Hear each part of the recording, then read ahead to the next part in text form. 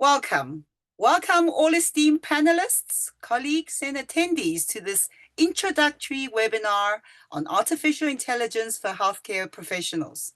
It's a collaboration between Africa TeleHealth Collaboration, the South African Medical Association, and FOSHI. My name is Caroline Lee. I will be your moderator for this evening. I'm a full-time anesthetist working in Johannesburg and a member of FOSHI, the Future of South African Healthcare, Inc., a group of individuals which include medical professionals and stakeholders passionately invested in the future and sustainability of South African healthcare. Before we begin, there are a few house rules. This webinar is accredited for 1 clinical CBD point. The certificate will take about 2 weeks, and if there are any queries, please send it to cpd@discovery.co.za. Although, if you send in your HPCSA point number, it will be sent directly to the HPCSA. The webinar will be recorded and made available on the Africa TeleHealth Collaboration website. You will find this information when you answer the poll. Please ask questions in the Q&A. Due to time constraints, we may not be able to answer some of them, but don't worry. Post your questions and we will address them in future webinar sessions. There's an overwhelming response to this event, and that's why some of you can only access it on YouTube. For those watching on YouTube, please email your HPCSA number to admin@africatelehealth.org and use AI Webinar CPD as your subject line. We will put that link in underneath the YouTube panel. Also, please take a few minutes to answer the poll afterwards. So let's begin. The 20th century brought personal computing and the World Wide Web, which changed how we as humans interact with each other and with the world. Artificial intelligence has become the next big thing, a revolutionary technologically advancement of the 21st century, impacting nearly every industry from healthcare to finance to entertainment. Many see it as a transformative tool. For example, the CEO of Google thinks it's about augmenting human capabilities. Jeannie Rometty, the former CEO of IBM, believes that AI will not replace humans, so don't worry, but those who use AI will replace those that don't. On the other hand, there are many of those who are much more cautious, citing concerns about potential risks involved, such as job displacement and various ethical challenges. So AI adoption, are we advancing human civilization, or are we inviting a beast into our midst? This is just the first installment of what we will be exploring together going forward. Starting our journey today are our two esteemed speakers. The first one, Dr. Dino Rech, is the CEO and founder of Aldera and Aldera Africa, an NGO pioneering global digital health equity leveraging AI. He is a health systems delivery expert, a published researcher, an ER physician, and has deep experience and firsthand knowledge of how technology can both help and hinder clinical workflows, having worked with CHAPS, the Gates Foundation, and the Aurum Institute, just to name a few. Dino is based in Johannesburg and also serves as a SteerCom member of the Africa TeleHealth Collaboration. Our second presenter today is Ms. Sarah Morris, the Chief Product Officer at Aldera. She's a systems thinker with a mission to make technology more human. Oh, we need more people like her. She leads product, strategy, design, and research for Aldera's groundbreaking multimodal AI platform. Her career has consistently focused on democratizing access to technology. As a founding member of Microsoft's inclusive design practice, She leads Meta's first accessibility product team with a rigorous approach to advancing global health, mindful of social impact, and grounded in the belief that access should never be a privilege held by just a few. Dino and Sarah, over to you. Thanks so much, Caroline, and welcome to everyone again to this Demystifying AI workshop. We hope today we're able to bring a bit of optimism with some caution to illuminate the game-changing impact and potential of AI. Thank you. Today we will cover an introduction to artificial intelligence. We're going to have a little bit of interactive fun, so don't think this is just a non-participatory webinar. And we'll wrap up with a short Q&A and share a little bit of perspectives on the potential of AI. So I'm Sarah, and as Dr. Lee said, I lead our product team at Outeray. We are a nonprofit headquartered between the US and South Africa.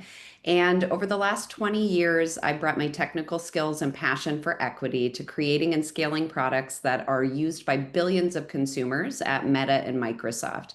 But today, I could not be more proud to be here talking to this esteemed group of trailblazers, is what I will call you all, who are thinking about applications for AI and how to extend health equity. Thanks, Sarah. And I'm Dino, as Dr. Lee said. 3 years ago, I knew very little about AI. I know that one of the biggest structural barriers to realizing the benefits AI can bring to healthcare is creating a shared base of understanding. I'm proud that we've got a bit of time to start that journey with you all today. Before we get into the details of what AI is and isn't, let's explore the concept of trust. Trust is one of the most important elements in all human relationships and involves a reliance or confidence in someone or something. Trust is built over time through consistency, transparency, and reliability. You all know this very well from your work. If patients do not trust you, would they take your advice? Let's begin by collecting a trust baseline. Please get out your phones, or if you're on a laptop, open a browser tab. So we're going to begin with a quick exercise like Sarah said.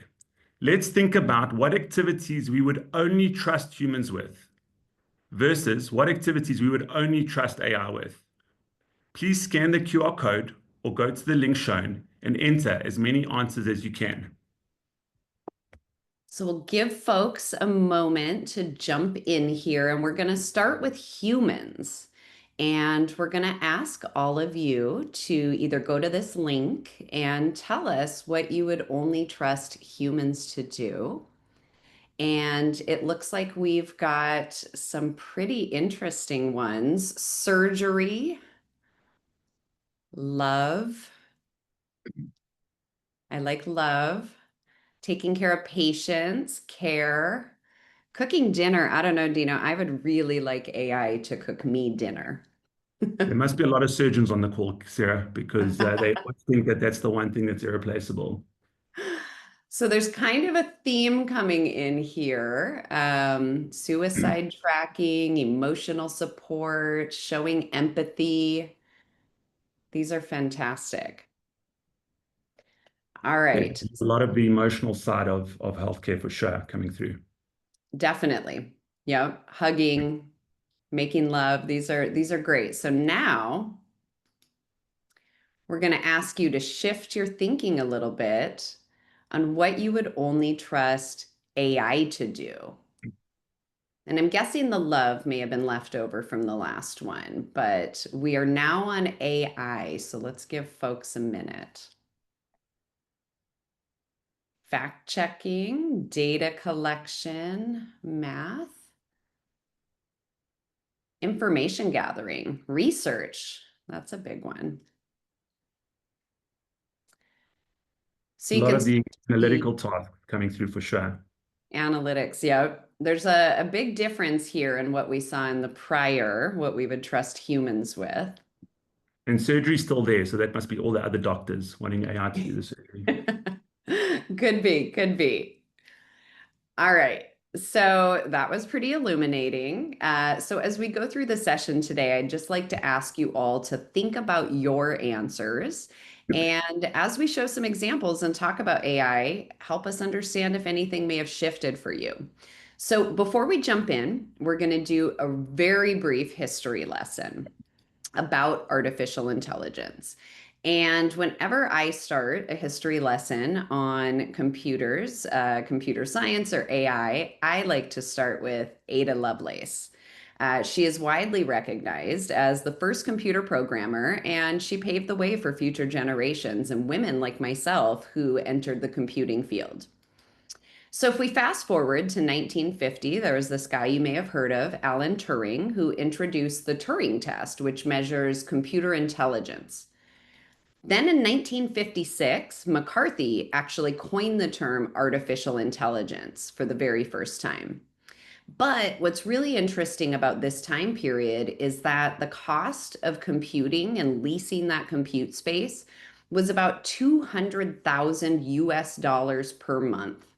And that really restricted access to only prestigious universities, big tech companies, and it really limited the diversity of thought in the field. So a little bit later, a woman named Elaine Rich published one of the very first AI textbooks. Jumping ahead, a guy you may have heard of, Bill Gates, in 1985, he set out to have a personal computer in every home. And this really started to reduce some of the cost barriers that we had previously seen. But it wasn't until 2010 that we saw sub $100 pocket-sized computers or smartphones, where we had the first mobile first internet access that was really available to low and middle income countries. And I like to think of this as the very first step towards equity in this timeline. Now, you might be wondering about LLMs, large language models, or broadly referred to as generative AI. Well, surprise, AI-powered chatbots didn't just appear in 2020. Way back in the 1960s, the foundation was already being laid with the first chatbots. A ton of research experimentation, peppered with quite a few failed product launches and a couple of light bulb moments led us here. I was probably a part of some of those failed product launches. In 2020, LLMs really started getting their time in the spotlight when OpenAI released GPT-3. And at that point, the possibility of generative AI really started blowing our collective minds. Now, over a handful of years, new forms of generative AI have been expanding capabilities with text prediction, image and video creation, and it's been really hard to keep up with all the advances. It kind of feels like a landslide coming at us. Now, this slide is hardly comprehensive. There are over 100 notable large language models now and over 1.7 million generative AI models available on Hugging Face, an open source platform for accessing models. But I might be using terms that you're not familiar with. So what even is generative AI and what is a model? So Dino, do you want to take this? Sure, no problem. So let's cover some of the various types of AI you may have heard of. So the first we'll talk about is computer vision. So this is really AI that sees and recognizes visual patterns. When we think about reading X-rays, radiology generally, pathology, those types of image-based medical professions or medical areas are one where computer vision is already playing a role. Automated speech recognition. So this is AI that hears and recognizes speech or acoustic signatures. So again, understanding voice patterns, transcription services, and from a clinical point of view, something like cough signatures or understanding what pathology may be underlying a cough. The next is language model and natural language processing. This is AI that understands language patterns and attempts to converse like a human. We then have big data analytics, AI that synthesizes vast amounts of information into insights or predictions. The insights can be at a personal or patient level, or predictions or insights at a systems level, hospital, medical insurance, national country level. Other terms you may have heard include machine learning, deep learning, supervised learning, and generative AI. Using multiple AI tools together is called multimodal AI, which produces richer, human-like outputs, moving us closer to the highly debated artificial general intelligence, which is AI that learns and applies knowledge just like a human.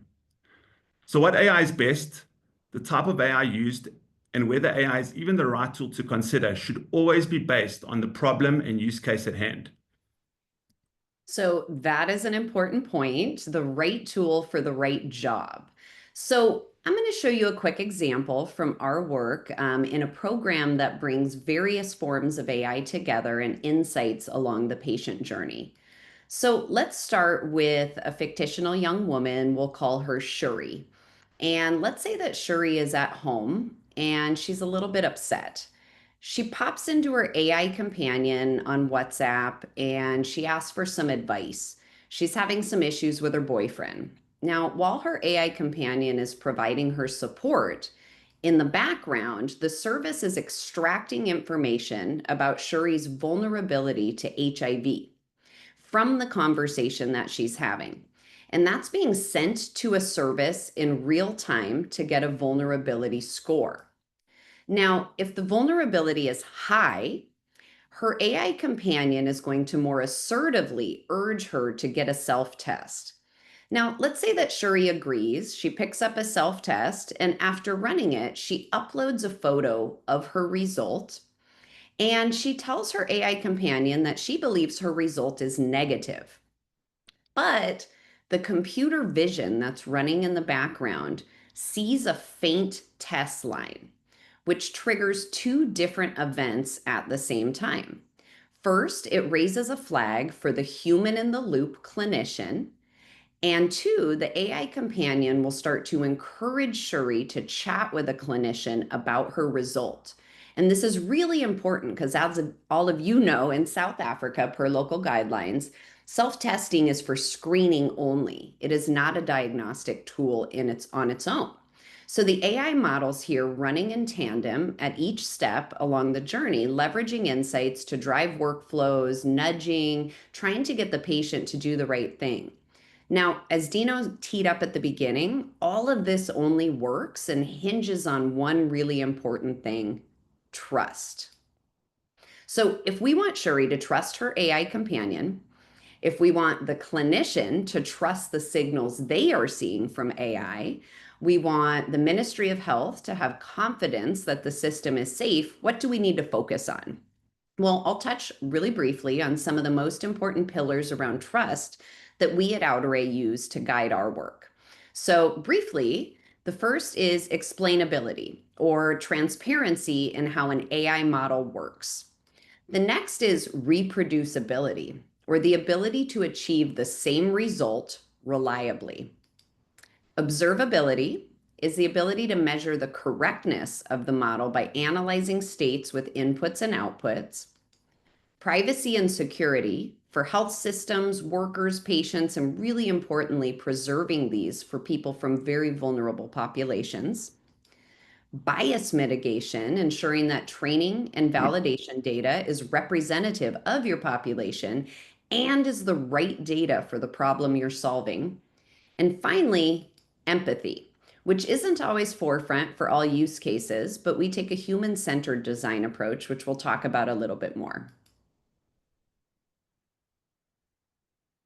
So with these pillars in mind, let's talk about how AI learns. This is definitely one of my favorite slides. So here we have our naive baby lion. And this metaphor is thinking of this lion as an AI model. So the first step is the lion only knows what it's seen so far. And as a baby lion, it hasn't seen much. When we think about data, we need to feed this lion. We need to inform it. And this is why you've heard so much about the value of data sets and data access when it comes to AI. A model is only as good as the data it's fed. And in this case, the baby lion is fed both correct data sets in terms of what it hunts, what it eats, who it plays with, and incorrect data sets in terms of what it shouldn't be doing. Eating a salad, it's not an elephant, it shouldn't be fighting with other cats. If we feed the correct data sets, we get a mature model. Here you have a mature female lion. We get a mature model that can make the decisions in the right context, can recognize patterns, and can distinguish differences. But if we feed too much data in one way, in one direction or another, or biased data, we get unintended consequences. I know you've all seen a rapid test before, either in your job or for yourself at home. These powerful tools provide access to diagnostics in remote settings for self-test users around the world. But as you can see from these real images from our fieldwork, lots of things can go wrong. So computer vision, a form of AI we just learned about, can help provide a bit of trust in results to test users and ministries managing disease surveillance. But how does the computer vision learn, thinking about our baby lion? All right, so let's make it real. We're going to bring together the trust pillars that I talked about, how AI learns that Dino just talked about. And we'll look at out-of-range computer vision models, which recognize and read rapid diagnostic tests for malaria, HIV, and more. So these models are trained on real images of tests activated and captured by local experts in South Africa. Real images from the field, synthetic data that we use to augment the models, and really look to mitigate bias in the data. We make sure that no personal information is included in the model. And when a computer vision model reads that rapid test, it returns the lines that it's identifying and it returns the result. And those results are 100% reproducible. The accuracy is verified before launch, but importantly, it's monitored over time to make sure it's continuing to perform. And empathy is infused into the end user experience as the AI tools are integrated into products that guide workflows, nudges for users, or trigger different events. But what do LLMs learn from? So you may not all be familiar with the term LLM or large language model, but many of you are likely already using them. Meta AI in WhatsApp or Instagram, ChatGPT, Siri on your iPhone, the little AI box at the top of the Google search. Do you trust the results? Should you? Let's look at how these models learn and compare to the computer vision example we just saw. Well, LLMs learn from all the available data on the internet. This means social media, Wikipedia, the World Health Organization's memos, local health guidance. They're trained on all the good days humans have ever had, but also on all the bad days, including misinformation, hate speech, and more. The output is AI that mimics humans who are empathetic, responsive, and sometimes explainable. But on the flip side, we also change our minds often, don't repeat things the same way. We are fallible, confused at times, incredibly biased, whether we're aware of it or not. That's true. So Dino's illumination of how these language models learn may not have built trust in your minds. So let's talk about how they can build trust in their outputs. So this example you're looking at here is from one of our programs in South Africa, and it's an AI empathetic companion for sexual health and HIV prevention. Now you can see a snippet of what the human in the loop clinician would see. There's two chat concerns that have been raised here: violence and self-harm. And these flags alone, they're not super useful. But when they're paired with another feature that our service offers, something we call summarization, which is a summary of the client AI conversations powered by language models, you can see why the two harm flags were surfaced for clinician review.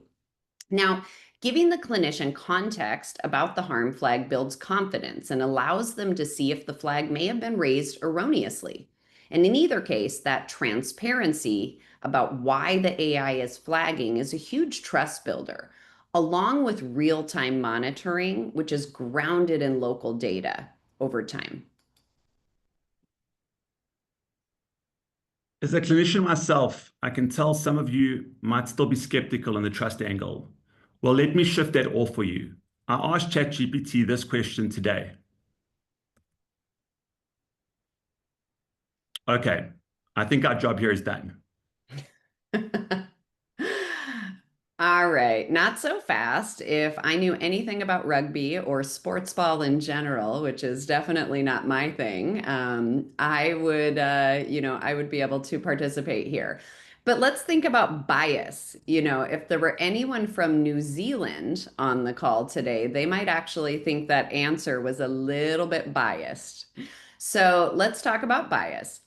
Today, some of the most used models are coming out of the US or China, and they're trained on data they have access to online. They might take in the political bias of their country of origin, but how do we explain that? So, as Dino said with our baby lion, what would happen if the baby lion saw lots and lots of examples of vegetarian lions? While it is accurate that lions can eat fruits and vegetables, it's unclear how long that lion would survive if it was no longer an apex predator. So, the key takeaway is that if your training data is biased, such as having loads and loads of medical treatment guidelines from the United States and only a couple from South Africa, the model might return more US relevant results. So, how can we evaluate if the model is any good or if it has bias? So we see news stories, and I'm sure you do as well, every day about these language models acing college and med school entrance exams, reinforcing a notion in people who may not fully understand that these AI models are smarter than humans. Well, let's actually dig into that on a couple of axes. The first is accuracy. And it's really about what? The accuracy of the information returned or the facts. So in our computer vision models, it's quite easy to measure that, right? The model returns the test brand, the lines it sees, the classification of the result. And since these are qualitative, visually read tests, we can have a panel of trained humans provide ground truth and tell us what they see and compare how well the AI is doing. Now, for a language model, it could return an answer on what is discovery health. And on the accuracy axis, it does really well. But while factually accurate, we have to consider the use case and who is looking at that AI result. And we call this relatability, or the how the result is delivered. Now, when we think about our computer vision example, we can see here for an HIV test result, for example, you really need to think about the empathy and make sure that the gravity of the information you're sharing is reflecting what the end user needs to hear. Now, language models take this to a whole new level, right? The answer on the left about what is discovery health might be appropriate for an audience like this. But when we think about an end user, or we think about maybe a 16-year-old girl, we can actually start to mimic tone, style, language for various audiences to make it more understandable and talk the way they talk. But hopefully, each time you ask a language model, you get the same factual what and a little bit of variation in the how, just like you'd expect from a human. Okay, let's bring this back to daily life. Time for our next question. Show of hands, virtual hands, who uses AI in their daily life today? Are any of you using Copilot, or some of you maybe? You may have guessed it, but in some way, shape, or form, we all use AI to do things for us. If you've ever used a mapping app, had a show recommended to you, or asked for your favorite music player to play music I like, you're using AI, whether you trust it or not. Next question. How many of you are not just using AI, but training AI in your spare time? Well, again, we're all training AI, whether we're aware of it or not. Every time we provide feedback to a streaming service, shop online, flag a mail as spam, we're providing examples of what's good and what's bad to the AI algorithm system to get it right the next time. All right. So with healthcare worker shortages, burnout, shrinking budgets, we're on the verge of a major crisis here, and we're going to be facing a future with less resources and more need. So it's really important to understand what role AI can play and what capabilities we need here to augment the humans. So what can AI do? Well, first, as we discussed a moment ago, it can act as a 24/7 conversational agent that can mimic tone and style, adjust in real time to adapt its approach to individual needs. This could be for healthcare workers practicing tough conversations like delivering a positive result on a test, or providing support directly to patients and end users. Collaborative upskilling can help improve decision making, especially for health workers. Imagine yourself on the end of a 14-hour shift. You may not be making decisions as well as you did in that first hour. Supportive supervision, enabling people to monitor performance at scale and quickly identify people who might need targeted technical assistance. Prioritizing large workloads, helping you focus effort in the right places, and efficiently automating repetitive tasks to free you up for more face time with your patients and clients.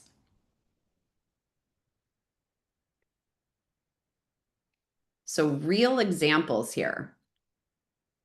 So talking to some real examples and categories, Sarah, do you want to just bring all three of them up because I'm going to link them together? So on this slide, we've got in three key areas that I'm sure you guys can relate to. So one is tools that help your patients have agency.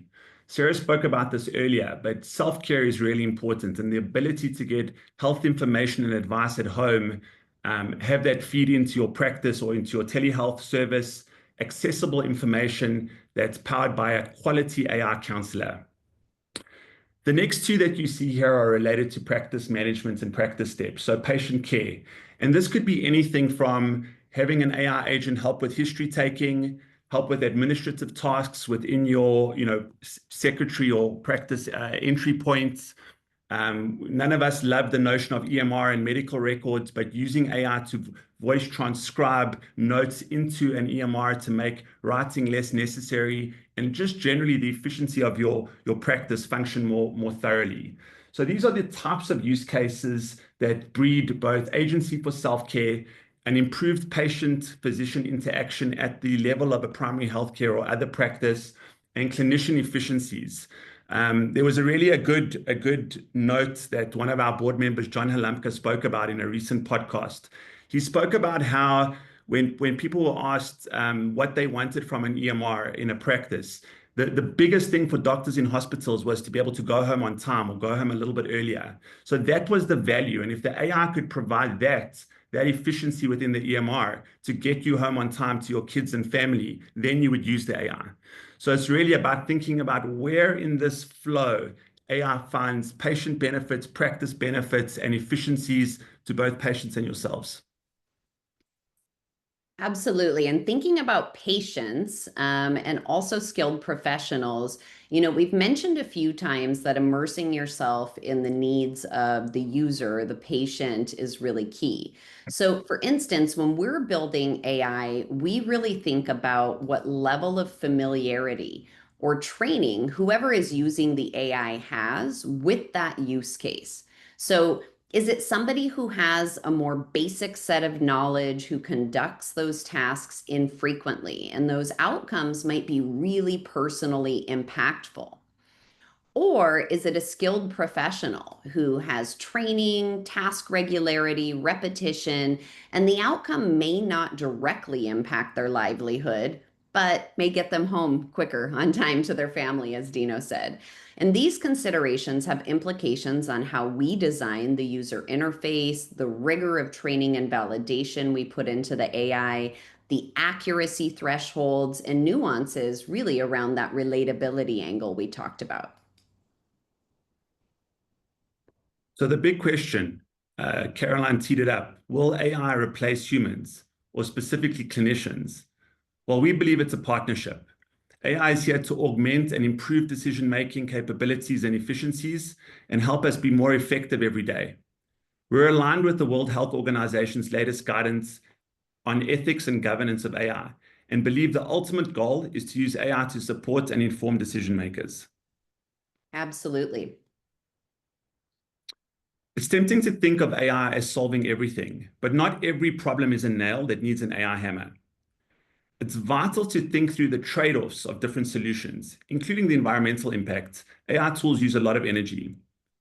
AI isn't a silver bullet, but if you understand the use case, how it's really working, and rely on your own clinical training to partner with AI, the results can bring impact to you, your patients, and your practice.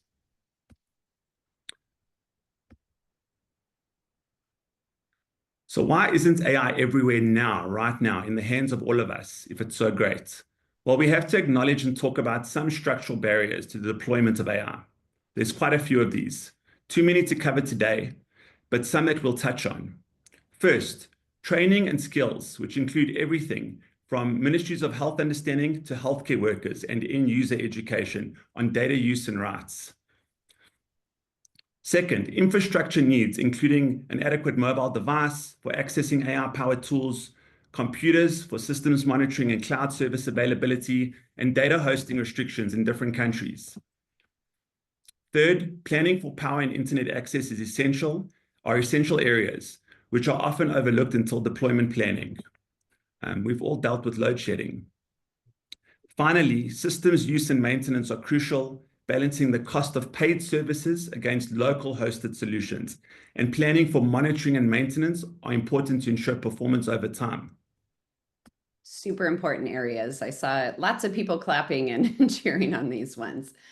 Okay, so I'm going to shift back to the users a little bit. You heard that this is kind of my passion and my introduction. So this phrase, nothing about us without us, it's a phrase that's born out of disability rights, and it's a slogan meant to communicate that no policy should be decided by any representative without the full and direct participation of the individuals that are affected by that policy. Now, you maybe have heard it before. It's really been adopted across sectors, and it's become quite the mantra for human-centered design and global health. But what does it really mean? Well, from one of our field studies, we got this question. A young woman said, if I share soap with my sister, can I get HIV? No, you cannot get HIV from a bar of soap. This is factually accurate, but is it sufficient? We really need to think about who is asking this question and why. What is the context behind this?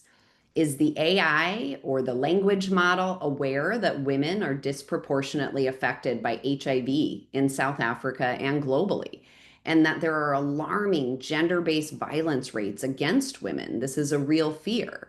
Well, when we explored what was top of mind for young women, as you can see here, it's a really complex story, and HIV isn't always top of mind or front of mind.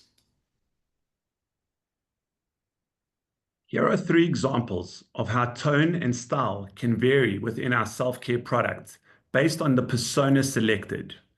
And if I ask the same question again, I get a slightly different but accurate answer. These were co-designed with young women in South Africa based on real humans they trust for health information. And everything from slang, emojis or not, was influenced by their inputs and preferences as part of the co-design.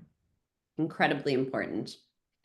Now, as part of that, we think a lot about AI cost considerations. So once we've infused those local perspectives, there's a lot of things people won't tell you when you're in that design process.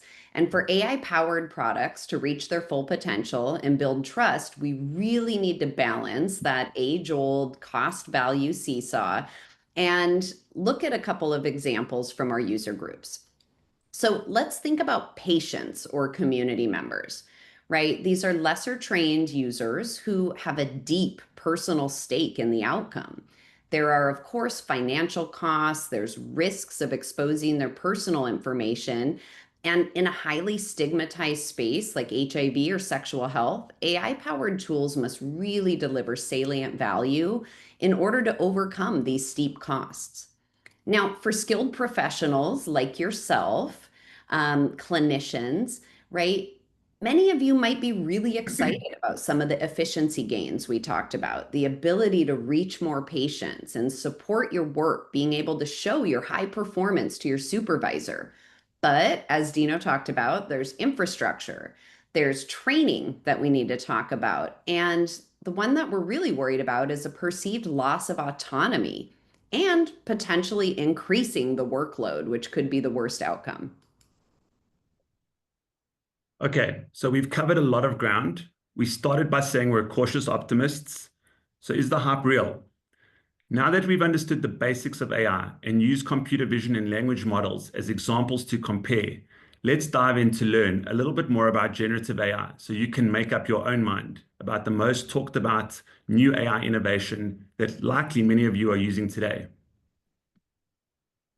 All right, so we shared earlier that this type of AI learns, but how does it actually work in reality when you're asking a question, right? Well, I'm gonna give you just a really short video here. Two pioneers in AI will explain it to you. So without further ado, by looking at a long enough sequence of letters, the AI can learn complicated patterns, and it uses those to produce all new text. It starts the same way, with a starting letter, and then using probabilities to pick the next letter, and so on. But this time, the probabilities are based on the entire context of what came beforehand. As you see, this works surprisingly well. Now, a system like ChatGPT uses a similar approach, but with three very important additions. First, instead of just training on Shakespeare, it looks at all the information it can find on the internet, including all the articles on Wikipedia or all the code on GitHub. Second, instead of learning and predicting letters from just the 26 choices in the alphabet, it looks at tokens, which are either full words or word parts, or even code. And third difference is that a system of this complexity needs a lot of human tuning to make sure it produces reasonable results in a wide variety of situations, while also protecting against problems like producing highly biased or even dangerous content. Even after we do this tuning, it's important to note that this system is still just using random probabilities to choose words. all right. By looking at a long All right, so I really like that video, and I think it's a little bit eye-opening to think that these language models, like other forms of AI, still require human tuning. And I love this quote from Dr. Fei-Fei Li. She's an AI researcher at Stanford, and she said, "There is nothing artificial about AI. It is made by people, for people, and governed by people." Now, I'm not sure if this makes you more or less comfortable with AI, but I promise, despite all of the headlines you're seeing, AI is not actually falling in love with people. It is just mimicking the data that it's learning from. So let's take a little bit deeper look at some real journeys leveraging AI. Thanks, Sarah. So we'll use an example here from two real user journeys from our Self-Care from Anywhere program right here in South Africa that we've mentioned a few times. Is anyone actually using it and getting connected to real care? Yes, absolutely. In this first example, a woman shared with an AI on her WhatsApp that her partner was cheating. She was worried about HIV, her mental health. The AI companion, Amy, provided empathy, support, and flagged a real clinician to reach out to her. The clinician was notified that a patient was in distress, was provided a summary of the challenges that she was facing, and suggested HIV testing and mental health support as a next step. The clinician was able to reach out to her right over WhatsApp, pick up where the AI had left off. And guess what? The patient actually went and got tested, got PrEP, and came back to report that she was feeling much better. In the second example, a real person facing PEP stockouts due to funding cuts frantically reached out, asking for a spot to get a free test. Amy helped her to get a test. Again, notified a clinician. The clinician reviewed the uploaded test image and confirmed it was negative and helped her to find PEP. To save the clinician time, Amy sent a message to remind them to finish the PEP and will remind them in 28 days again to start PrEP. This is great. A bit of time saving for the clinicians and lots of relief and support for the patients. But what about you, the clinicians? Yeah, what about the clinicians? Well, I am not a clinician, but these are some real examples of what clinicians across different care settings that we've worked in have shared with us where they are struggling. You know, they could use real-time 24/7 support for their own work. Now, for all of you here watching or listening in, I encourage you to really start thinking about this, having conversations with your peers, your leadership, talk through the benefits, the risks, and the possibilities. Great.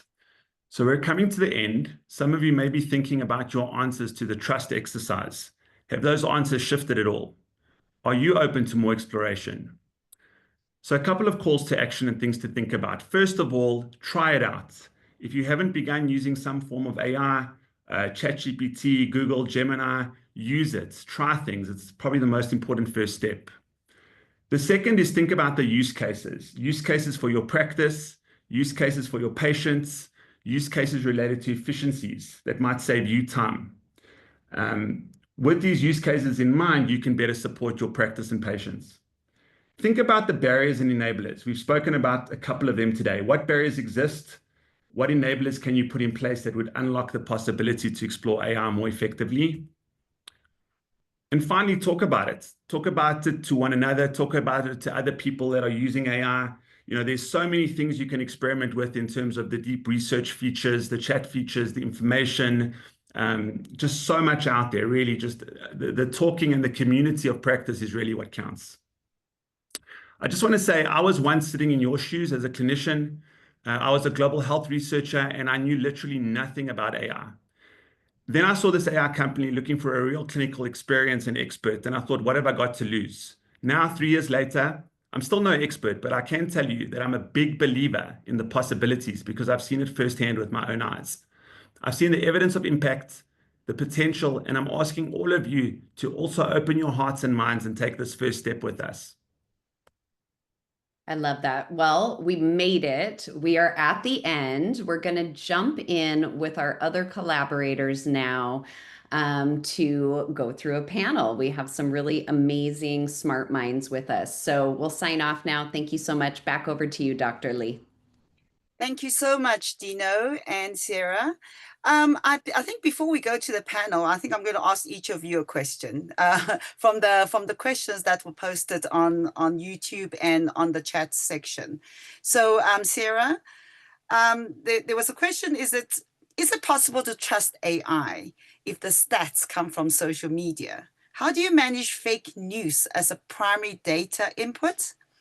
And also, part of that, what was meant by keeping a human in the loop? Are humans actually verifying the many volumes of data?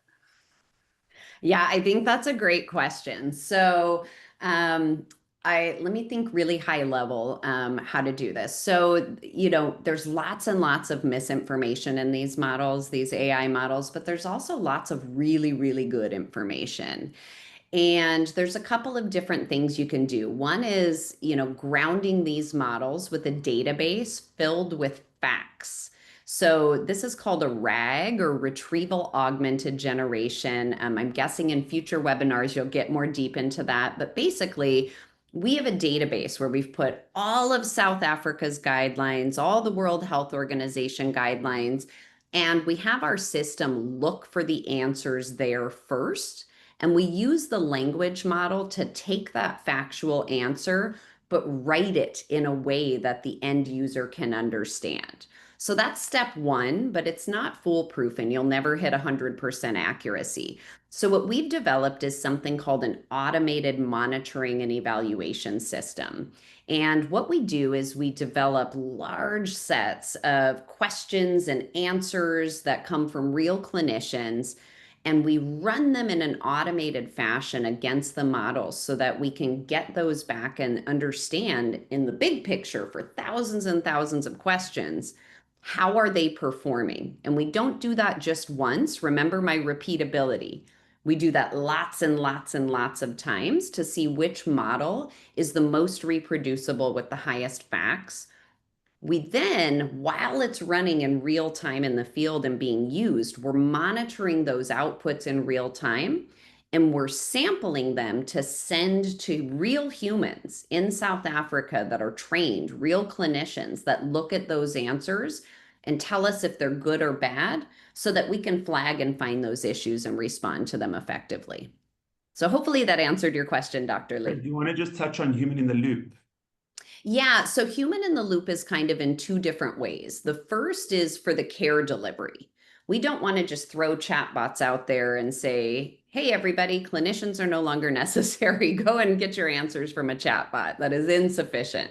So the first way we use humans in the loop is the AI, as Dina was showing, can flag humans when they need to get involved and actually provide dedicated support to patients. So that's the first human in the loop in these care scenarios.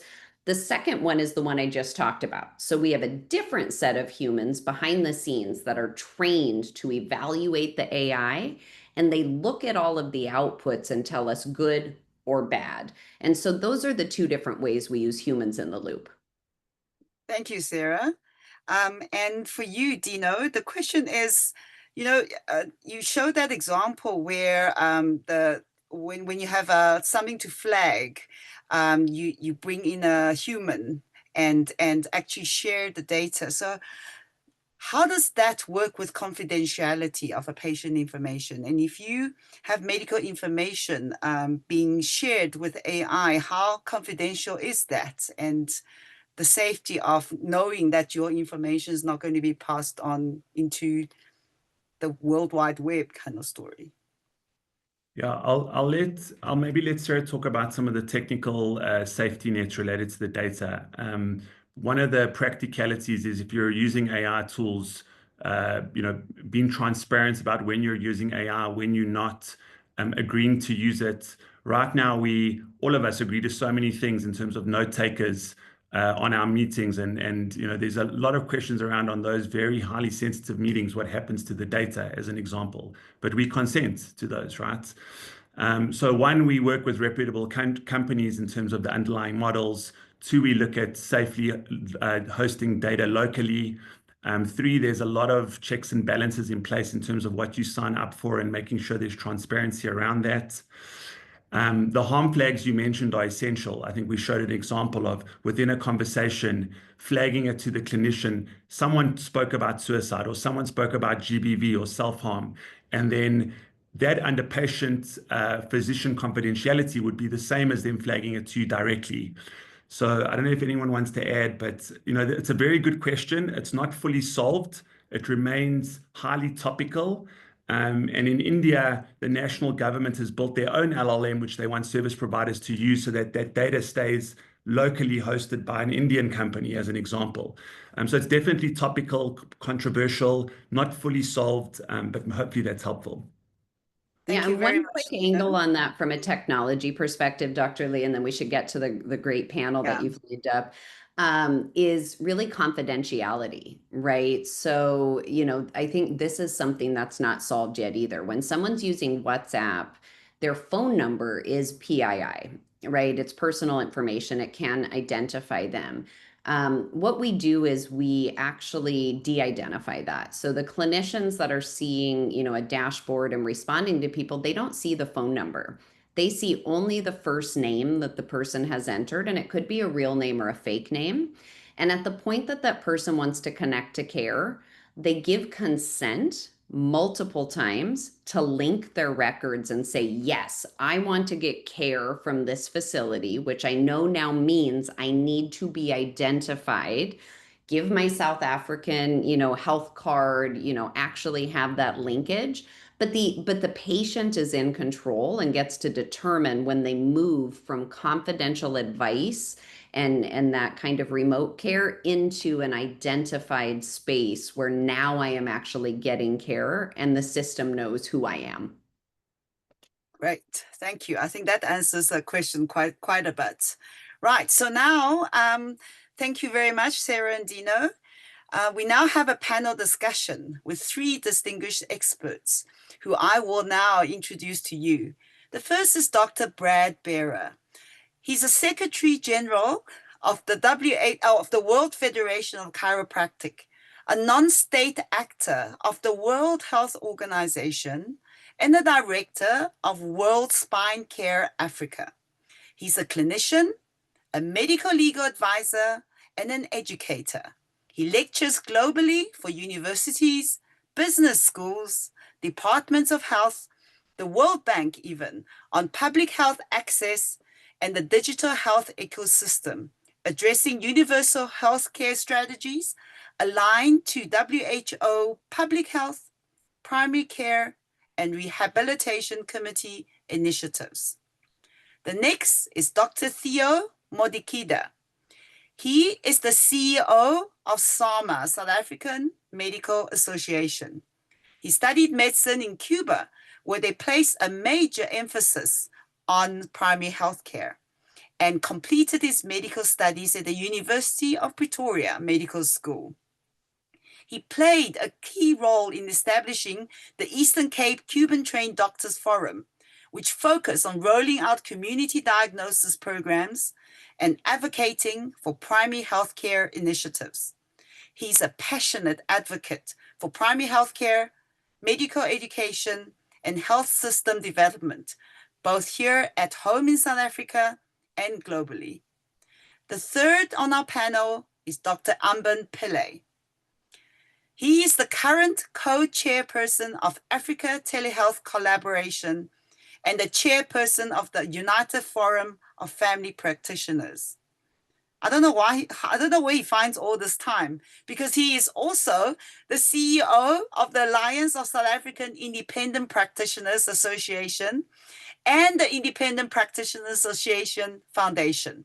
He is also a practicing family practitioner in a multidisciplinary general practice with a special interest in chronic disease management, outcome-based care, digital transformation, and innovation in healthcare. So thank you, our three panelists. I just want to start with asking a question on that we started on with Sarah and Dino. I'm going to ask Dr. Brad Bearer.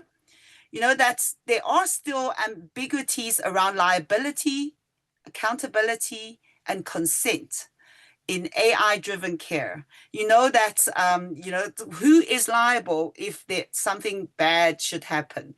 If you base your diagnosis or your treatment care on on AI device, whose responsibility is it? Wow. Start with the easy questions and we'll do hard stuff afterwards. But I must say to my colleague Theo, I have tie and suit envy tonight. You know, I probably in reflection should have worn my suit and tie for this. To answer that, I just want to take a step back, if I can, through you, Caroline, and say that, and I saw there were some questions on the webinar about this. It says, well, why was AI invented, or where does it come from? And I quote to you the WHO definition out of their ethics and governance of AI for health document that came out earlier this year. And it says, and it speaks about the fact that it's the capability of algorithms that are embedded or integrated into systems and tools to learn so that they can do automated tasks without being programmed every step of the way.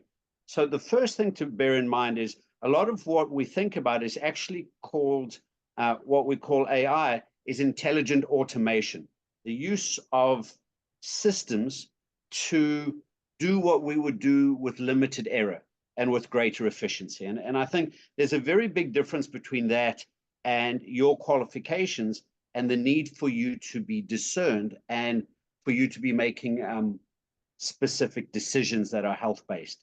And so when we start thinking about in bluntly in terms of that question, and I say that because this is probably where we're going, a lot of the big things that we've got to realize is the patient has its relationship, their relationship as a person, and their family's relationship with you as the educated professional. And being that professional means that regardless of how you come to your diagnostic conclusion and how you execute on that in terms of your therapeutic pathways, the final liability remains with you. You cannot say, oh, well, I put this in and the generative AI told me to do this, and so I did it. Because the final decision vests within us as the trained professionals. Great. Is there anybody else that's Dr. Pillay? Would you like to add on to that? No, I think, I mean, I agree with Brad completely. I think that whatever system we use, whether we talk in AI or it's a telemedicine consult, I mean, I think the practitioner is always responsible for the advice. And even in some of the systems we see, I think it's always important that before the AI system interacts with the patient and gives advice, that we as healthcare practitioners should be responsible to have sight of it. So I do think, and it makes it a little bit more complicated because then it's not AI doing it on its own, but I'd rather that we see more of what goes out or review it first because we take responsibility always. Yeah. Right. Thank you. The next question I'm going to pose to Dr. Theo Modikida. We know today we heard something quite different because the Aldera has been sort of trained almost in a South African context, but most of the AI models that we can access on the internet have largely been trained on Western data, or rather non-representative populations that are not African. So how do we address this possible health disparity and discrepancies in Africa? Sure. So yeah, thank you very much, Dr. Lee. I think one of the major challenges in applying these models in healthcare, particularly in low and middle income countries like in our setting, is the lack of that reliable data sets that you need to actually train the models. So let's just take an example of our country. We still do not have a reliable universal electronic record for all South Africans. Okay, so you've got a fragmented system that does not talk to each other. There's a lack of interoperability. So one of the things that we've decided to lead within the South African Medical Association is to maybe try and champion a project that looks at public-private investment at the national level of a universal health record for all South Africans, meaning building a technological infrastructure that would allow interoperability between these systems. Okay, and this is of national importance. I mean, the US is also not doing well in this because it's got fragmented systems itself. The countries that we're modeling the model for South Africa, which we discussed just a week ago with our colleagues in the Department of Health and in Science and Technology, is a model that is being used by the Taiwanese.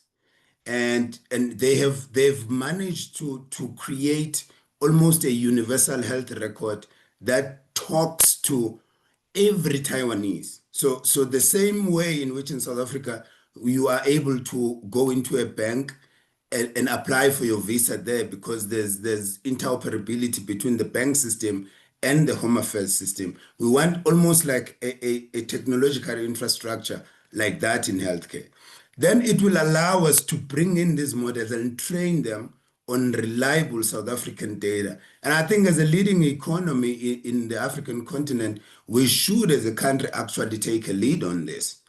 And then we can take it to the African continent with our partners at the AU so that we can be able to almost not create our own how do I put it, models that are not discriminating. Because if we were to copy the exact data from Taiwan and translocate it into South Africa, I mean, the disparities we would get from there is really amazing. So the South African Medical Association, I will encourage people who are here on this webinar to actually go and look at our the South African Medical Journal subspecialty on AI in healthcare.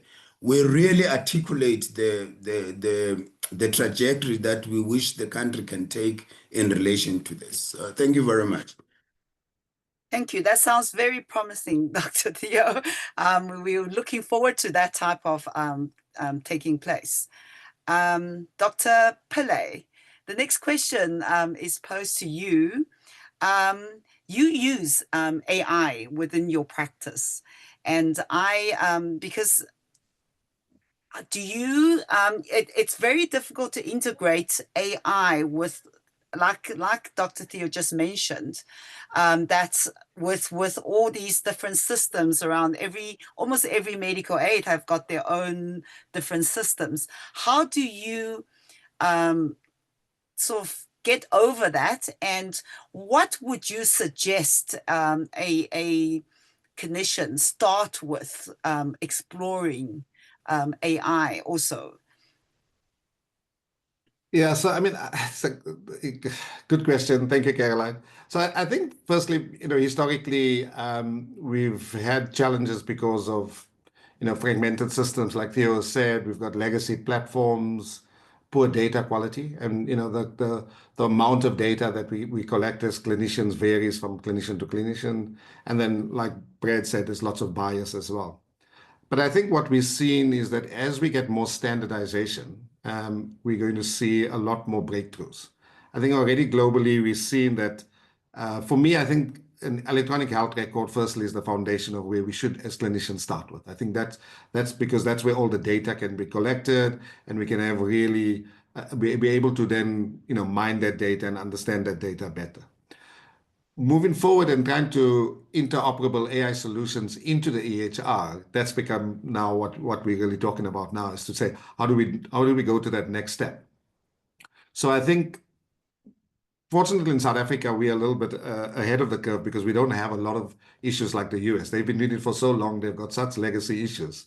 A lot of our systems are cloud-based. So globally, what we've seen is there's a lot of AI solutions now that's been integrated into solutions. A few weeks ago, Stanford Health released Chat EHR, which is their new AI EHR system. We know that Epic, which is the biggest EHR system in the world, they've integrated into Microsoft, and they're using some kind of a co-pilot integration. We've seen Oracle do the same with an AI agent as well. So there's already these big companies who are now integrating AI normally and routinely into their EHRs. I think locally, we've seen the same things. I think Healthbridge, GoodX, Altron, which are all clinical systems, they prioritize an AI and AI agents now into the EHR systems. I'm not sure if many of the guys know, but Healthbridge just launched its first AI scribe. So as part of Healthbridge Clinical, there's an AI scribe that you can use that will listen to your conversation, your consultation, and then type all your notes out for you in a SOAP format. And so we've seen this integration happening, I think, because AI has become, a normal part of how we're going to be treating patients going forward. And what can these integrations allow us to do? So I think it's going to make our lives easier because it's going to take a lot of our admin burden away. And I think that's really where the big focus on AI is going to be, is to how to make it easier for us to treat patients better by giving us more time and taking all the, the things that we don't want to do away. So, AI systems at the moment can create summaries, they can do referral notes, they can retrieve patient data and analyze the data for us to see what patients have not been seen, who has to come for the HbA1cs, who hasn't been seen for 6 months. And they can do that, at speeds that we will never be able to do.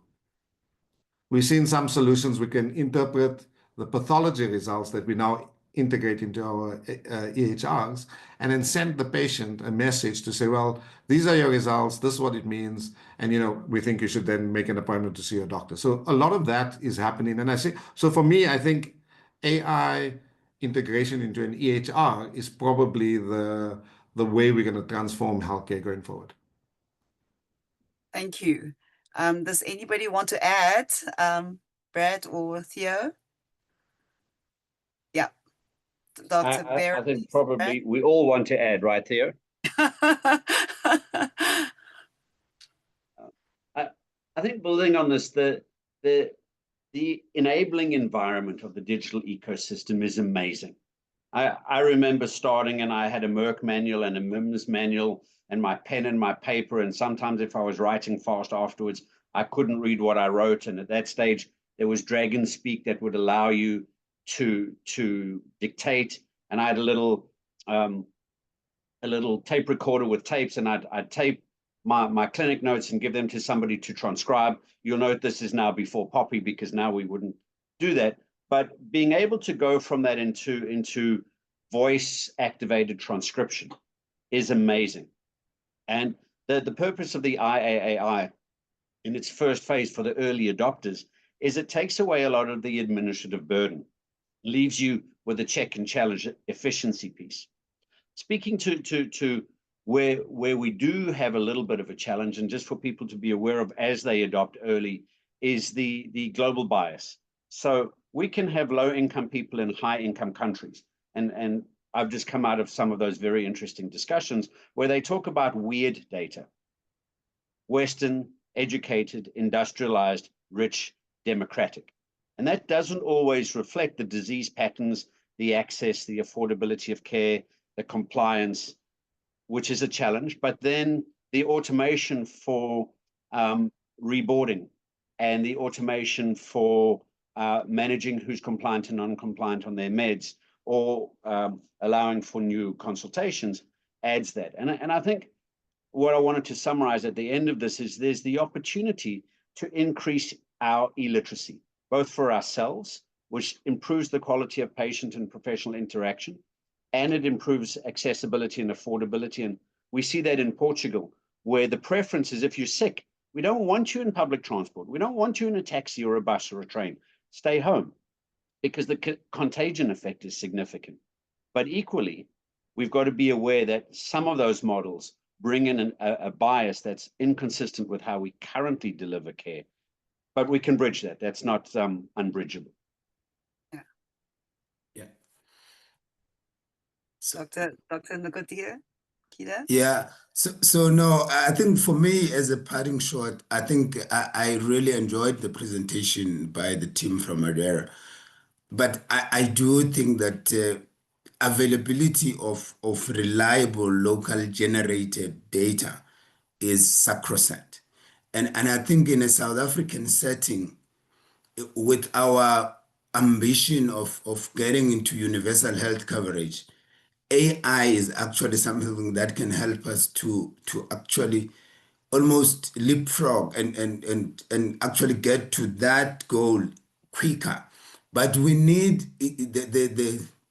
what would frustrate especially leaders and politicians is that you actually need to invest quite a lot of initial capital to set up the technological infrastructure that the country needs.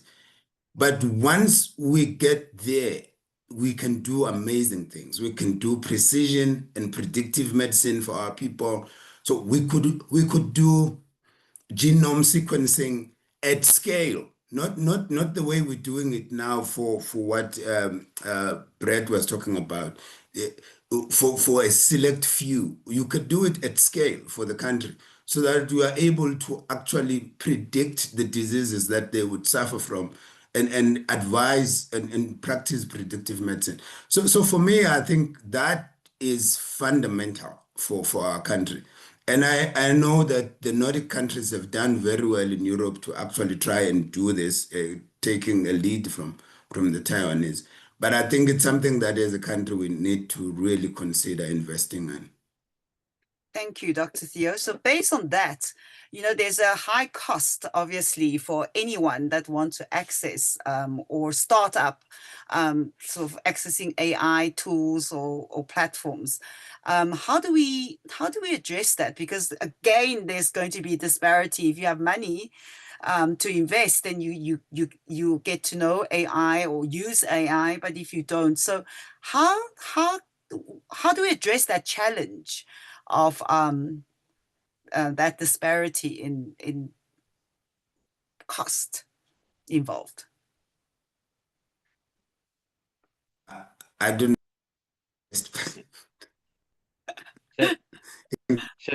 Shall I try? Yeah. Yeah, Brett, you can go. Yeah. Oh, thanks, Theo. I appreciate that. We'll bond later. I think the first thing is the reality is that you don't need the latest technology with the latest handsets, with the latest platforms. Bandwidth is becoming increasingly less expensive. Handsets now, a bottom range handset is better than it ever was years ago. Things like SpO2 monitors and electronic blood pressure monitors and other medical devices are highly accessible. So the barriers to entry are getting progressively lower. I think when we start getting into the upper ends, when we talk about personalized precision medicine and the use of technologies to enable remote surgeries, that's one area. And even in there, on some of the strategies that we've been looking at on taking retinal imaging cameras to look at systemic diseases for non-communicable disease outputs, the barriers to cost are not there. And a colleague of mine once said, and I maintain this to be true, there's no shortage of givers, there's shortage of askers. So if we've got the right community-orientated focus, with the right investment, with the right credentials, and we can upskill the right people, I don't think the barrier on a broad-based basis is cost. I think there are areas where cost is prohibitive and areas where entries are simple. We just have to make peace with the fact that we're not a highly monetized environment in the main. Yeah. And use the lowest barriers of entry that we can. Yeah. Dr. Lee, Yes. I think Brett has hit it right on the nail. And also, we must also just think of economies of scale. I can give you two examples. So when South Africa introduces something within the public sector called the Mom Connect. So one of the research that they did was to look at the penetration of cell phones within the African continent, and they leveraged that, the basic SMS, to be able to communicate with the pregnant mothers. So we could, I like the approach that Brett is bringing in. We could use things that are affordable, and when we do them on scale, the unit cost to actually do that drops significantly. The last example is I visited a hospital in India. It's an eye hospital. It's called the Arafat Hospital. It's in Madurai, which is not really a leafy town. Okay, they use basic telemedicine. They train community health workers who can consult patients where they are, and they connect to a teaching hospital. We have lots of those in South Africa, and they can bridge that access gap just using connectivity. And they're using internet in a box, which does not necessarily mean you need to have Starlink. No. You just need to be able to connect the clinic wherever the clinic is, and you connect it to your central teaching hospitals so that the knowledge can be shared. So that's what low and middle income countries kind of need, and this needs to be almost bought in by the leaders of the country so that the investment is public-private at the national level. Thank you very much. Thank you. Okay, so another question I was asked in the chat was, does electrical supply impact the use of these AI tools? Who'd like to answer that one? All right, Brad. I know Anbin has a lot of experience in this, but I did a lot of my early work with AI delivery in peri-urban and rural areas, and some of that was using a mobile phone with a dongle with push data and a solar panel to power the device. So just like with education in peri-urban and rural and community areas, there is a tremendous opportunity to use battery power, to use solar power, to use portable devices to manage this work. I think one of the mindset limits is that we need to have electrification and urbanization. We don't. We simply need to have a will. And a will with good partnership allows us to do remarkable things with access to care. And Anbin, I know you're eminently more experienced in this, so I'm very happy to hand over to you. Thanks, Brad. So, Caroline, I think practically, I think we have to have the backup systems in practice because of the reality of, load shedding and things like that, So you have to have the inverters and the solar, and I think that's an important part of how we have to practice going forward anyway. If we have to have a OHSC inspection, irrespective of our technical and AI solutions, we're going to need backup power. But I think the fact that most of our systems are cloud-based and they're stored off-site makes it easy to access. And we've seen a lot more solutions that can work offline as well as online, which means that, if they ease these challenges with electricity, we can still continue to, take notes and examine patients and things like that. And once the power comes back or the internet comes back, we can then work on an online mode. So these are challenges everywhere in the world. It's not just in South Africa. It also solves for some of the rural issues that we have, where we have poor connectivity and things. So that online offline mode means that a community healthcare worker can go into a rural area, do an interview with a patient, and when they get back to the clinic, it uploads the information into the cloud. And so I think that we already think in this way because I think it's the reality of the situation we have. So, but I think if you're going to go in electronic health records and you don't have backup power, you're asking for trouble. Yeah, definitely. Thank you. So all of you have used AI in your practice. How do you facilitate and encourage the adoption of AI? What are the barriers to prevent people adopting AI at the moment in our country? Why are so few people using it? And it's where do you start? And that's where I think that's a question for a lot of people. It is, how do I start? I've started using ChatGPT, and I've written an article on it, or I've done something with it. Where do I go from there?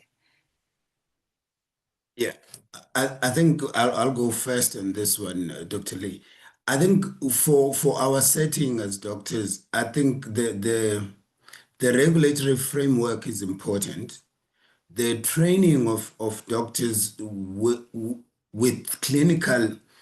almost clinical and ethical leadership, so that they embrace the technology itself and they don't view it as something that threatens to replace them, but something that can augment what they do. So I think in South Africa, we were very excited when we saw the HPCSA releasing for the first time guidelines on the use of AI in healthcare on the 14th of February this year. And I mean, as the South African Medical Association, we took that very, very seriously. We immediately set up a team and we reached out to them to say, look, this is critical, because then it gives clinical and ethical guidance to the use of AI. And it goes to some of the things we discussed in terms of liability.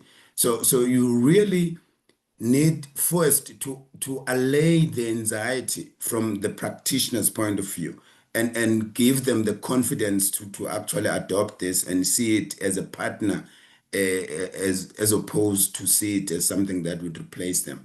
And with very clear guidelines from the regulatory point of view. That's important because people will be worried to use something that they know that it's not regulated from that point of view. So yeah, for me, I think the clinical and ethical leadership is critical. Do we need more guidelines? Do we need more legal framework? Do we need more ethical guidelines beyond what we have now, or do we need to develop more? In compliance, say with the Poppy Act or with ethics. Yeah. So for me, Dr. Lee, I think it's almost localizing what the global institutions have set up already. But how does that look like for a South African practitioner, for example? And without that type of guidance being provided by the profession, because I mean, I like the last slide that says nothing for us without us. you know. And maybe we need to start even thinking about how do we introduce, how do we bring closer medical schools with computer schools, so that the training of medical doctors incorporates the AI and the technology that they're going to use, so that they can embrace it at the training level. So I think we need to start challenging the status quo of medical training. And I mean, when I started getting interested in this, Dr. Lee, you'll be surprised how much I related my physiological days of the nervous system with the neural networks. Basically, deep learning speaks to exactly that. What we learned in the first years of medicine, the basic physiology. So, as doctors, the AI is not something foreign. The minute you just develop the passion and the love for it, you actually start to relate it to things that you have learned in your formation years in med school.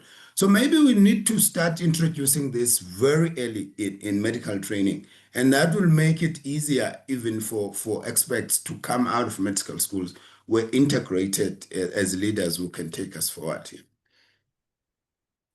Thank you. I think, yes, Dr. Brad? I think two things. Firstly, vigorously agreeing. It's never too early and it's never too late to learn. And I think one of our challenges is the fear of adoption, so we don't practice. On the early part of what you asked, I think we have enough laws and we have enough rules. And this coming from me, who lives for rules and regulations, you know, I'm cutting off my own food line. But I think there's two things. We know that we need to start. We know that we want to start, but we're not often bold enough to start. And the two areas that create the biggest future concerns in the near future around the digitization and around the use of AI in patient care. One is called epistemic injustice, where the lived experience or the cultural experience or the social experience of the patient doesn't align to the AI's interpretation, which means there's often a patient experience that's not acknowledged that can lead to a lack of the right care by the practitioner. And I think whilst it's big words, it basically means the human connection is still really important. The second piece, and we saw this coming up through the redefinitions of telehealth and telemedicine during their March, April, May of COVID, as our country defined telehealth and telemedicine in specific ways, and the guidelines followed that, is the concern of the delivery of healthcare outside of a healthcare system. So when we start getting social media defining insights that lead to people seeking care outside of a healthcare system and a healthcare channel, that's where we're probably most vulnerable right now. Yeah, agree. On that note, I think we're running out of time. So thank you very much to our panelists. Any other questions that weren't answered today or other issues we will address at the next webinar. So please note, don't worry if your questions aren't answered, because there will be more coming, and we'll address a lot of the other concerns. So for each of the panelists and the presenters, thank you so much for being here. And I don't know if anybody wants to say one last word before we close off. No. I'm hoping we created some optimists in the room. Yeah, hopefully, yes. So I think, Caroline, if I can say that, I think what I was most impressed with is actually most of us we probably preaching to the converted, because we had the biggest turnout of registered users on any CPD ever that I know of for this webinar. And so there were 7,000 people that registered. So I think, people have taken that first step already, because, they're attending a talk. And I think for me, that's very, very, positive. Absolutely. I think the next big thing that AI is definitely the next big thing, and people want to be part of it. And there was a very scared question: will AI replace radiologists? And the answer is Probably, most likely not. What it will do is that doctors that use AI will probably have more time actually to spend with their patients rather than focusing on admin, which we tend to be doing a lot more at the moment. So hopefully that's, well, I don't know about radiology, but certainly for most of medicine, we need to spend more time speaking and touching our patients and not worried about writing notes and writing referrals and doing all the admin work. So yes, it's definitely something that we need to adopt. Thank you. Our time is up. And remember to send an email for CPD points if you're watching on YouTube. And if you are watching on just the information should be on there. And please answer the short poll at the end of the webinar. Thank you for attending. Thank you to all the speakers and the panelists. Thank you for your time. Good night. Thanks, Caroline.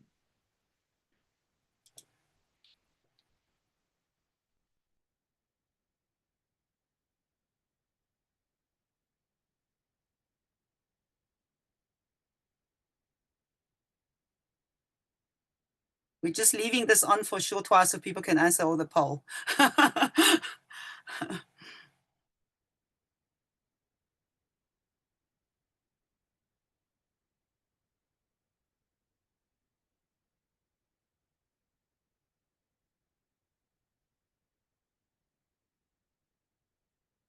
Just so you know, there are like over 100 questions in the Q&A, so it will be impossible to answer them all. But we'll work through them, and that will probably guide us